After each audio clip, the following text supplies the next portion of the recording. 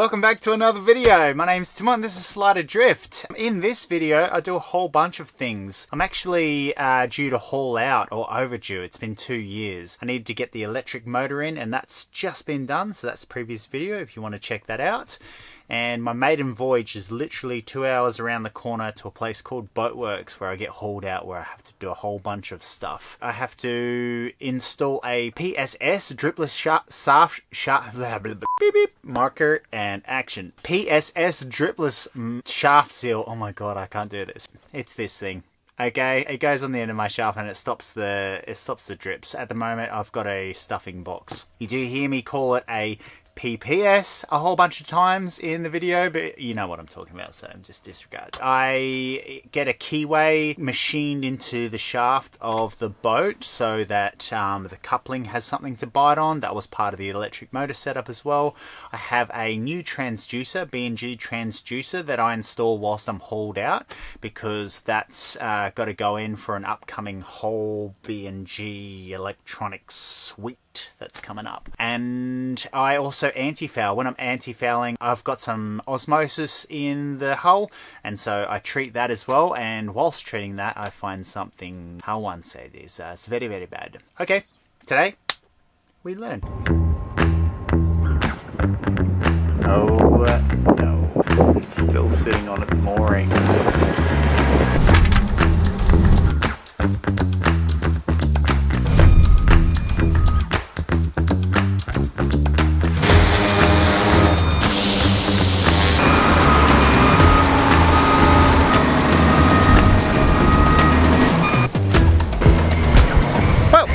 That's done.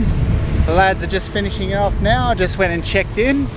They gave me a free coffee. Thank you very much. This is home for the next week. Hopefully it's not longer than a week. Excited and apprehensive about to get into Boatworks. All right. So the general state of the hull is actually really good. There's blisters coming through of the osmosis, but that was the same last time. I didn't expect anything different this time. 2 years with Extra-Micron too. I'm not sponsored by that. I think it did a really good job. It says to do every year, and then I found online it said somewhere 18 months, and ended up doing 2 years just because I couldn't get out in time because I was getting the motor out and all that kind of stuff. But I think if I do a good job and fouling again, I'll probably haul it out in another 2 years. I opened up all the osmosis blisters that I could find so they could breathe, and then I got to work cleaning up all the exposed metal parts to make them all shiny again. I like this step because I like shiny things. I wound a rope around the shaft and then tied it off to stop the shaft from spinning so I could undo the nut. Wow, that was surprisingly easy. I used gear pullers to actually remove the prop off the shaft. Very handy bit of kit this is. And then got to work removing all the anodes. I was hoping that the prop could slide out the back, but it is obviously hitting the rudder and the skeg. So that means I need to remove that thing. Shouldn't be too much of a drama, but it is what it is. Let's just get it done. Took me 15 minutes to remove and disconnect my whole motor and push it aside so I can get the shaft out. Wow, shaft's only like 2 meters long, if that. A lot smaller than what I thought. Through the whole part, it's a lot smaller than what I thought. I removed the shaft and took it to the engineering shop down the road. The next thing to do is these transducers, so just bear with me here. Rightio, we got 2 transducers here. There is a C-cock, and the C-cock's a little bit on the left, and it's just over, just about 30 centimeters, maybe a touch more back. All right, now I'll go try find the outside. C-cock, about 30 centimeters, nothing there. I can't figure it out. Do a little bit of research. I'll get back to you. Yep, don't really know what I'm doing here. When I make a video, the video doesn't capture very well how much preparation and learning and research goes into it. It's all learning and chipping away at it. So basically what I'm doing here is, I know it's not rocket surgery, so that one has been fully fiberglassed in. I'm just gonna start pulling it apart, see how it's installed, and then make a best plan on on how to install that one, I guess. So it turns out this transducer just gets fiberglass to the inside of the hole with oil in it. This is new to me. I made myself a death cubby and started grinding away.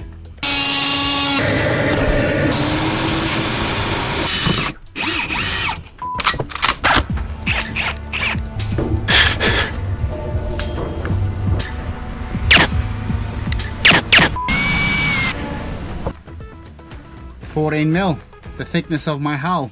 Doesn't seem like enough, eh? My boat has a stuffing box. The stuffing box works like this. The shaft enters into the boat through here and then goes towards the engine this way. The stuffing box keeps water out of the boat and still allows the shaft to turn by basically compressing specialized rope called gland packing. It does this by wedging the gland packing together between two parts, the body and the gland, and it compresses these together via 2 studs and 2 nuts. This system is actually designed to drip slowly, and I want to upgrade to a PSS dripless shaft seal, and the engineering shop that I'm buying this from said the easiest way was to remove all the gland packing, get the gland, flip it around, attach it to the body permanently with a gasket in between, and then attach the PSS dripless shaft seal to the end of the gland. One problem is that the face that this connects to is not exactly flush, so this thing moves a little bit like that. I think I might have solved that by getting quite a thick piece of basically rubber, and I'm going to make a gasket to make a really good seal in between there. Problem number 2 is the bolts that come out of here. When the nut goes onto the bolt, there's not enough room for the nut to fit in between here and the actual bolt. Solution is I think I can get away with literally grinding down my 2 nuts.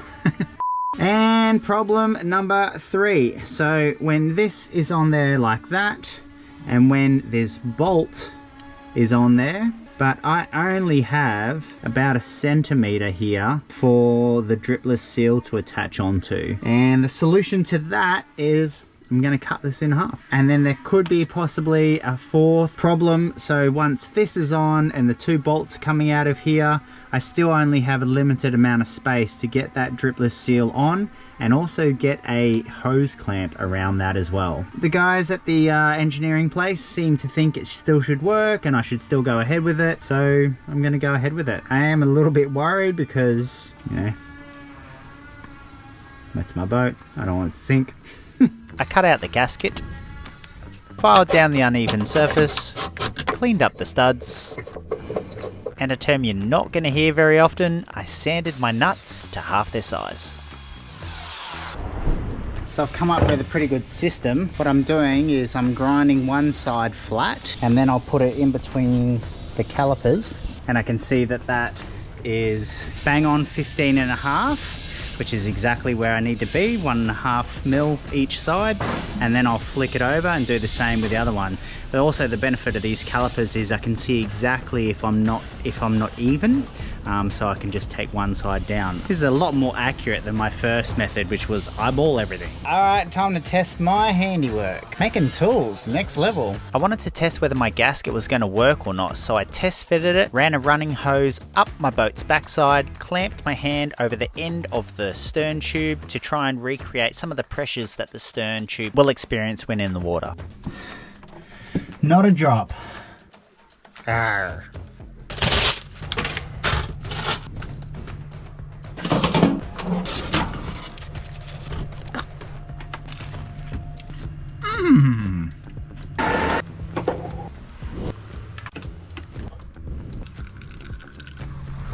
Oh yeah, I'm back. I ground down all my Osmosis blisters and then I found this problem.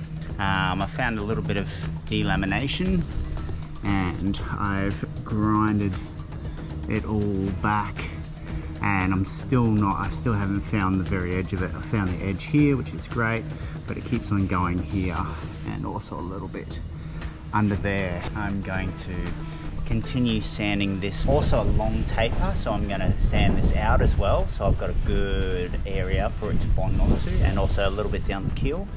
And then I'm going to just bog up this little part through here just to make that a nice and even surface that the glass can lay over.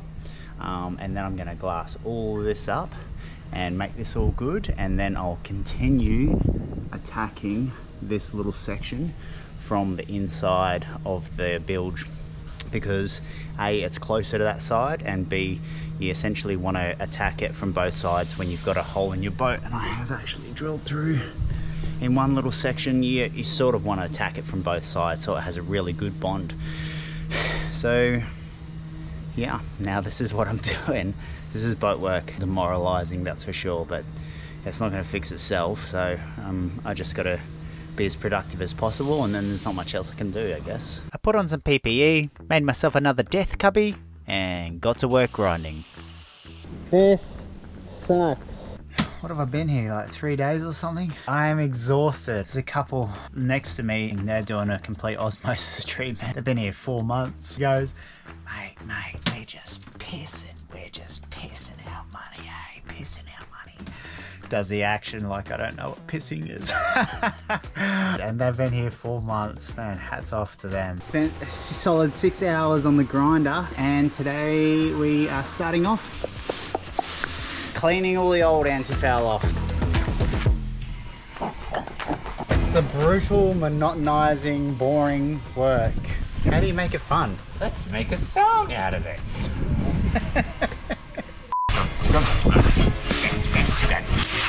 All day and we How shit was that job? Out of 10? No. 2. 2 out of 10 shitness. Oh, I mean, no, like, yeah, 10. I used Interfill 833 to fair all the osmosis blisters that didn't need more fiberglass. There's a couple of osmosis holes that I've gone a little bit deeper on that just require 1 and sometimes 2 bits of glass. I think there's 16. So I want to get all 16 cut out, ready to go, and then I will literally epoxy, go around the boat and hopefully do it all at once. Might take a couple of goes, but yeah, systematically smash it out. For all my fiberglass work, I used a fiberglass that was 400 gram double bias and 225 gram chopped strand stitched together. I want to come over and start addressing this bad boy. I have feathered it all out as far as I'm willing to go. The rule, I think the general rule is like 1 is 12, so however, let's say you go 1 centimeter deep, but then you want to go 12 centimeters wide, because then it's got a larger area that it can bite onto, you know? So now I'm just going to begin the prep work for this bastard. I mixed up some colored thickened epoxy and applied that to where the delamination still was. So when I ground out the fiberglass from the inside of the boat, I could clearly see where the blue color was, and it was an extra marker of knowing when to stop. The next few days were a blur of sanding, fiberglassing, going to Bunnings, more fiberglassing, going back to Bunnings, fiberglassing, sanding, trips to the chandlery, emergency coffees, and loads more fiberglassing. Good morning. It's day, I don't know, 400 or something. Half a roll of duct tape and a whole heap of plastic. But my death little cubby is complete. And then I'm going to need to sort of grind all this section through here. I grinded back what I needed to, and then I repeated fiberglassing steps 1 through 400. When the marine engineers were finished cutting a keyway into my shaft, I reinstalled it, reinstalled the prop nut, and also the split pin. To install the dripless seal, I had to cut the excess off the 2 studs. At this point, I was totally committed. So I am using my GoPro and my phone like a surgeon to make sure that the PPS is right up against these bolts. Does anyone know what these are? It's like maybe someone's part's fallen out or been knocked out or something like that, and they've bogged it up, or I don't know if it goes all the way through. I was too scared to sort of take it off, but yeah, I can't figure that one out. If you guys know, leave something in the comments below. So legend has it that The original owner of this guy in South Africa this boat was born in South Africa. This is an urban legend. It was around the time when everyone was smuggling their rand into gold out of the country because you couldn't take the money out of the country, and so he apparently smuggled his gold somehow out of the country, came to Australia illegally, allegedly, then applied to stay in Australia, and when he did that he needed to be overseas. He'd already bought a property just north of Brisbane, so he sailed to New Zealand whilst the application was being processed, and then it got approved, and he sailed back and moved back into his home, into Australia. But yeah, anyone know what that is? Could there be some gold in there still? Is my gold in there? Check out this thing. The wheel's as big as me. It can hold 100 tons, and that's probably its safe working limit. Pretty fancy bit of kit. Whoa. These are the big bays. So there's a guy a couple up spraying on antifoul without a mask, without goggles, without anything, any PPE at all. He's just wearing shorts and a t-shirt. Don't be that guy. I could hardly breathe just going past it. He's doing it with a spray gun, so it's definitely not his first time. Like, he looked like a professional, you know? So his poor lungs, he's definitely gonna die sooner than later, I reckon.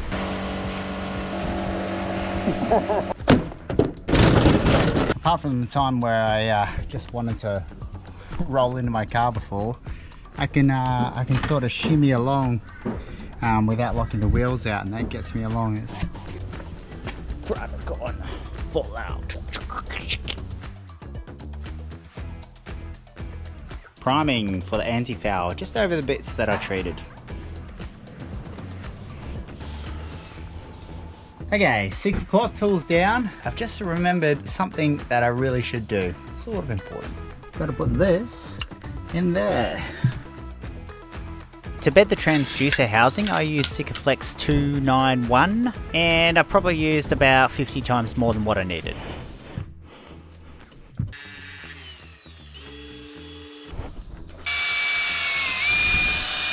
Ended up doing 3 coats of anti-foul, and I used Extra-Micron 2, obviously black. I used that last time and I was pretty happy with it.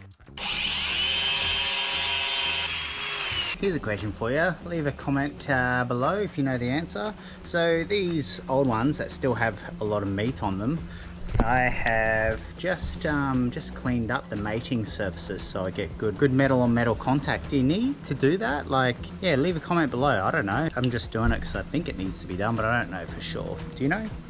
I reinstalled the anodes, and then I used a product called Clean on all the exposed metal parts underneath the water. Okay, second coat. Looks good. Okay. Got 15 minutes, so I'm going to put the engine back in its little spot. I'm actually going to time to see how long it takes me to move the engine back into its little spot, with the engine mounts actually attached as well. Alright, start the clock and start the time lapse.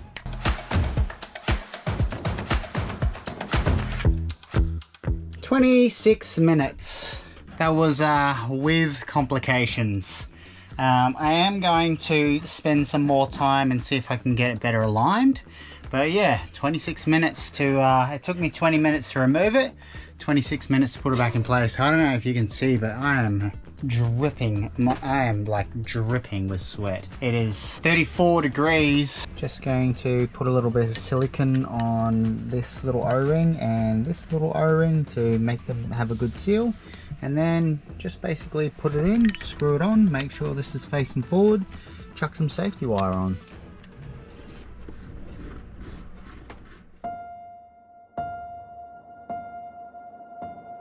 It's all in our hands, this life of time that's given to us all. Splash day. Good morning. I was up very late last night. I got a couple of hours sleep though, like 3. 3's more than 0, so I need sleep bad. Last night I managed to install the Dripless seal and get the motor working. I was getting a fault code, something to do with the fan, so I don't have the fan connected, the radiator, the cooling system connected just yet. And what else did I do? I cleaned up everything and also did some washing.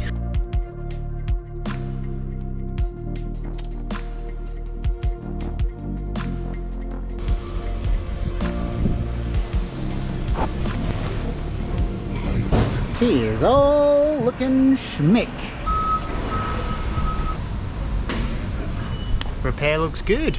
So the electric motor, I'm due to splash in an hour and the electric motor won't work. I'm on the phone to Boatworks saying, I'm so sorry, I need to postpone, and then I'm turning the key off and messing around with the throttle. Whilst I was on the phone to her and she was rescheduling me in, it started working again. So the throttle, it went through a flood and I've got a replacement for it, and I've also downloaded the software, but I just need to get back to my berth so I can sort all this out. This is too much. This is too stressful. Here they come.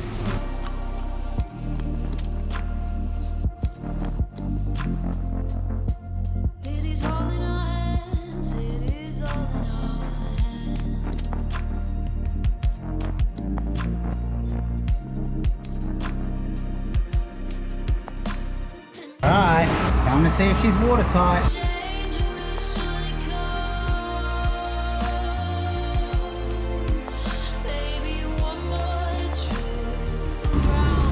Catch you later, mate. Yes! Everything is good! Oh my god! Okay, time to get out of here. Oops. Well, that's it for another video. Thank you so much if you've made it this far. You absolute legends. Please subscribe. It really helps me out if you subscribe. Please do that. Just a little sneak peek at how good the electric motor is doing. So I've got 6 hours remaining. I'm at 95% battery. I've got 6 hours remaining. I'm not sure. I think I'm actually going against a tiny little bit of tide, and I'm doing 5.1 knots.